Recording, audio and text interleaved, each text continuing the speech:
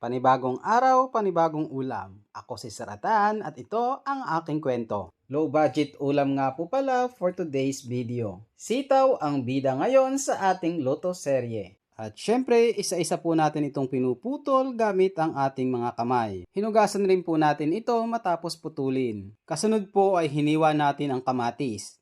Hiniwa lang po natin ito ng pahaba. Pinitpit ang bawang, binalatan at saka po natin hiniwa sa katamtamang laki.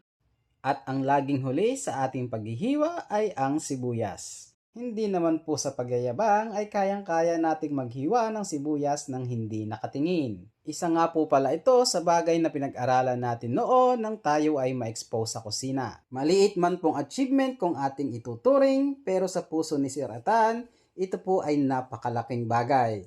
Siyempre tayo po ay nahiwa ang daliri bago tayo magtagumpay sa paghihiwa ng hindi nakatingin.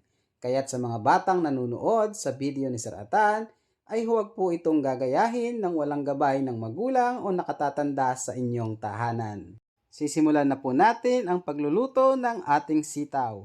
Naglagay po pala tayo ng mantika sa mainit na kawali. Ilagay ang bawang, sibuyas at kamatis. Hinalo-halo lang po natin ito hanggang sa lumabas ang katas ng kamatis. At syempre, isusunod na po natin ang ating sitaw. Nilagyan natin ng toyo at tubig. At dahil low budget nga po ang ating ulam, ay chicharon lang ang ating inilagay. Subali 2 chicharon po ang ilalagay natin dito sa ating luto. Nilagyan din natin ito ng oyster sauce para kahit paano naman yung simpleng ulam ay maging the best naman. Tinakpan po muna natin upang lumambot ang sitaw. At habang hinihintay po natin na maluto ang ating ulam ay hinugasan na muna natin ang mga ginamit natin kanina sa paghahanda ng lulutuin. Kapag tayo po ay nag-aadobo ay tayo po ay naglalagay ng asukal at ito po ang magkokontra sa alat ng ating niluluto. Ito po ay upang makaiwas rin tayo sa paglalagay ng mga pampalasa sa ulam gaya ng Knorr cubes o di kaya ay ng magic sarap.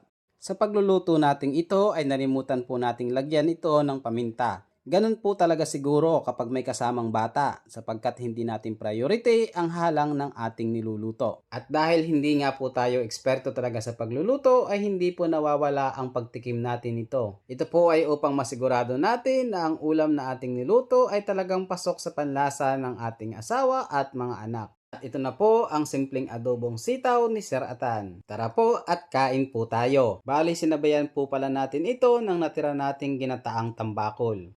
Sa bidyong ito ay bibigyan lang natin ng punto ang paghihiwa natin ng sibuyas ng hindi nakatingin. Gaya po ng pagsisikap ni Sir Atan na ito ay matutunan, ganun din po tayo sa buhay. Kailangan nating pagsikapan ito, masaktan o dumaan sa mga pagsubok o problema ng buhay. Pero sa dulo ng ating pagsisikap na ito ay ang matamis na tagumpay na ating aanihin sa lahat ng ating pagsisikap. Pagpalain po tayo lagi ng ating Diyos.